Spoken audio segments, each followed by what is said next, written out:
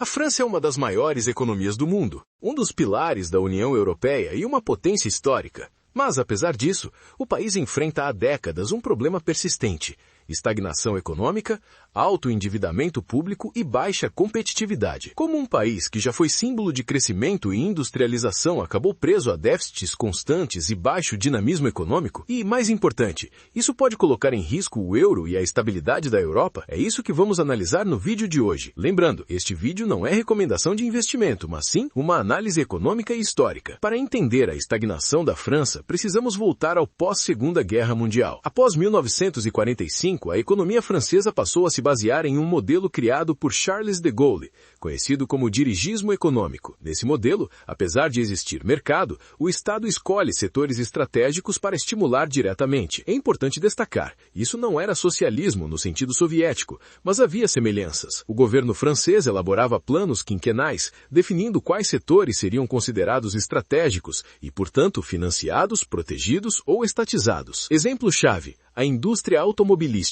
Na primeira metade do século XX, ter uma indústria automobilística forte era sinônimo de desenvolvimento econômico. Todos os países desenvolvidos possuíam grandes montadoras. Com a Europa devastada pela guerra, os Estados Unidos lançaram o Plano Marshall, um gigantesco programa de reconstrução. A França decidiu usar esses recursos para criar uma base industrial forte. Em 1945, o governo estatizou a Renault, maior montadora do país, estabeleceu cotas de produção para a Citroën, estatizou empresas de energia, estaleiros e até a Alcatel, do setor eletrônico. No início, esse modelo funcionou muito bem. Entre o fim da década de 1940 e o início dos anos 1970, a França viveu um período de forte crescimento econômico, conhecido como os 30 Gloriosos.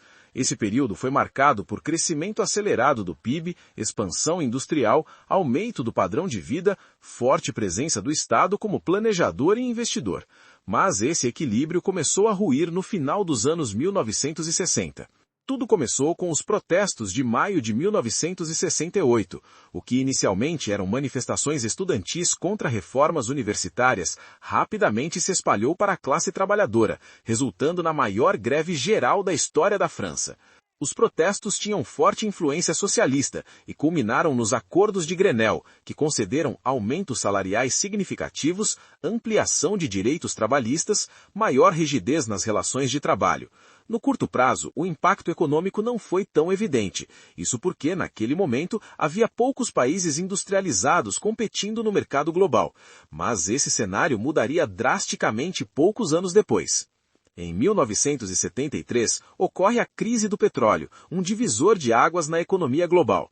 Até então, o mundo era totalmente dependente do petróleo. Combustível, eletricidade, produção de plásticos. As grandes potências possuíam petroleiras com contratos extremamente vantajosos. Mas após a Guerra do Yom Kippur, países produtores retaliaram, rompendo contratos e forçando um aumento abrupto dos preços. O caso japonês. O Japão era um dos poucos países industrializados sem grandes reservas de petróleo. Isso obrigou o país a diversificar sua matriz energética, desenvolver motores mais eficientes, reduzir o consumo de combustível. Com o petróleo caro, consumidores passaram a buscar carros mais econômicos. A indústria japonesa teve menor aumento de custos. Resultado, os carros japoneses ficaram mais baratos e mais eficientes. Além disso, empresas como a Sony começaram a competir globalmente com gigantes europeias, como a Alcatel. A ascensão japonesa afetou todos os países industrializados, mas não da mesma forma. Países como Estados Unidos, Alemanha, possuíam leis trabalhistas mais flexíveis, permitindo negociação salarial, demissões, realocação de fábricas para regiões com mão de obra mais barata. Já na França, devido às leis de 1968, isso não era possível. O resultado foi produtos franceses mais caros, queda de competitividade, crise industrial. Para lidar com a crise, o governo francês adotou uma estratégia conhecida: aumentar gastos sociais. Desde 1974, a França não registra superávit fiscal. O aumento contínuo dos gastos levou a crescimento da dívida pública, elevação de impostos e mais perda de competitividade. Como alternativa, o governo passou a desvalorizar a moeda para ajustar as contas. Isso culminou nas chamadas 3 grandes desvalorizações durante o governo de François Mitterrand. outubro de 1981, junho de 1982, março de 1983. Nos anos 1990, a França entrou na União Europeia e depois na zona do euro. Isso trouxe moeda estável, juros baixos, vantagem comercial dentro da UE. Para entrar no bloco, o país foi obrigado a realizar privatizações, incluindo Renault e Alcatel. Essas medidas ajudaram temporariamente a reduzir o endividamento público, mas os problemas estruturais permaneceram. A partir de 2016, a situação voltou a piorar. O governo reduziu impostos, tentou reformar o sistema de pensões. A reforma das pensões não passou, mas a redução de impostos permaneceu, aumentando o déficit.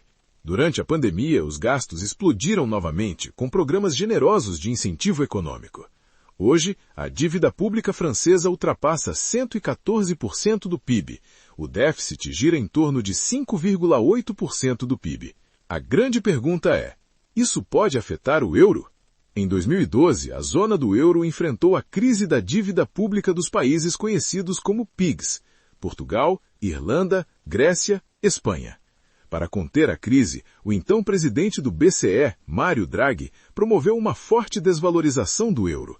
A moeda caiu de $1,48 em 2011 para $1,14 em 2018.